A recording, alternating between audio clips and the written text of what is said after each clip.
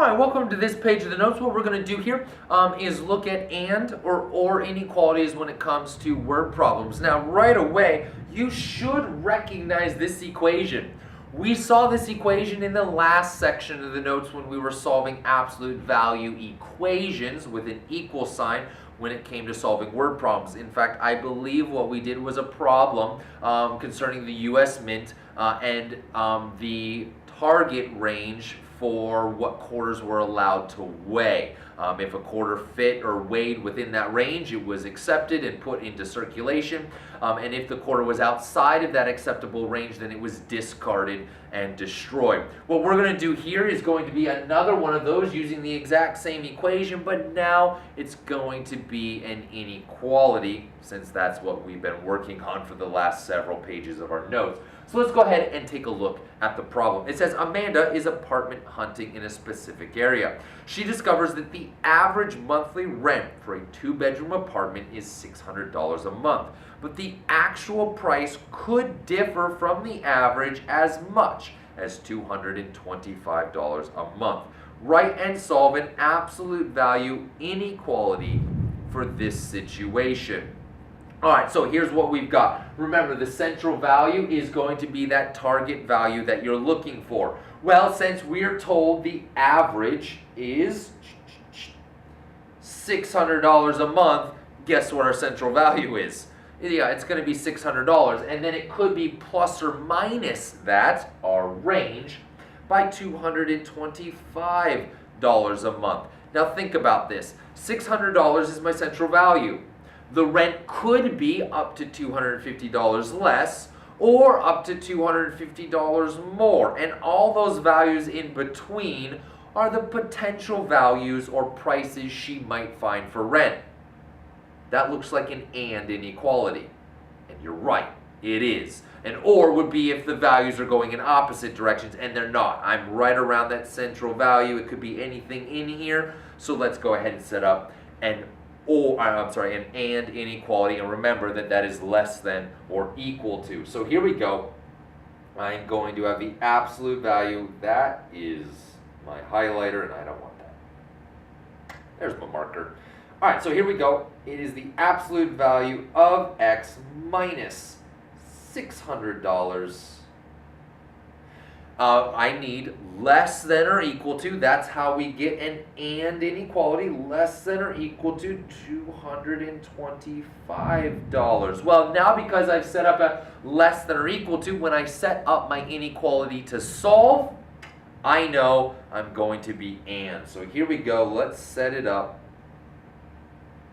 I will have x minus 600 less than or equal to 225, greater than or equal to a negative 225.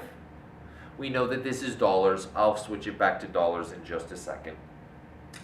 In order to solve this, we can take care of both at the same time. Let's go ahead and add 600 inside, which means I need to add 600 on the outside, and I need to add 600 on this side as well.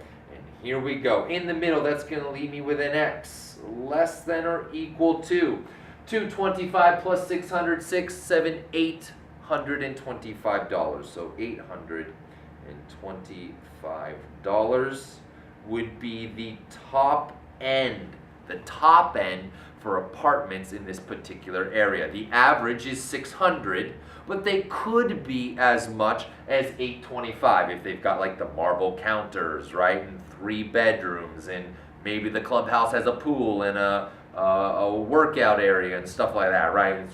It's ritzy, you know, I'm talking about ritzy. So, and it's on the first floor, right? So you don't have to carry your groceries up the stairs. $825, that's the top end. What about the bottom end? Well, the bottom end is going to be a negative $225 plus 600. Well, what that's going to be, right? 600, 500, 400, and then you're going to be minus 25, so you're going to be at what, 375?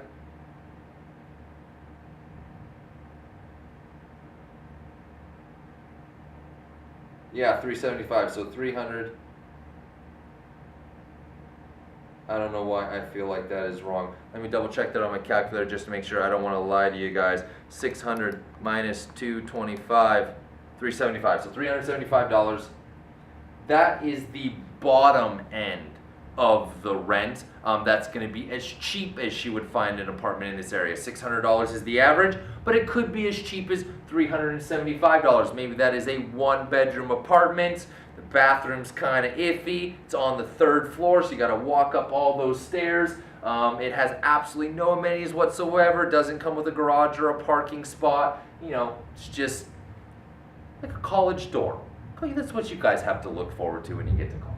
Although they are not going to charge you $375 a month, I guarantee you that. So anyway, here's our range. These are the possible values she could find for apartments in her area. Again, it is solving an and inequality, a compound inequality, because it was an absolute value, and you just use the equation to do it. Thanks for joining me for this set of videos on these notes. Again, remember that you should now be able to do both of the learning targets, the objectives I gave you at the beginning, solving compound inequalities. Thanks for joining me for this set of notes. I'll see you the next time.